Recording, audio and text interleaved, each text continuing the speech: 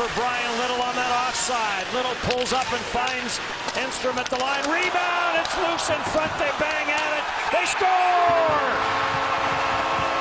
They are going to review this one, but all the Winnipeg Jets throw their hands in the air. Now, we did see this against Carolina, where Anthony Peluso thought he had given the Jets a 1-0 lead, and that was not the case. So this one will get reviewed. Well, this one's under Khudobin, and I'm not sure if it goes across the line. We'll have to wait for the replay as the officials will gather. This is exactly what the Jets need to do. Good job by Little. Takes the puck deep, makes everybody collapse, and Enstrom puck through to the net. Here it is. And I'm not sure. That's tough to tell from that angle whether Khudobin keeps that out.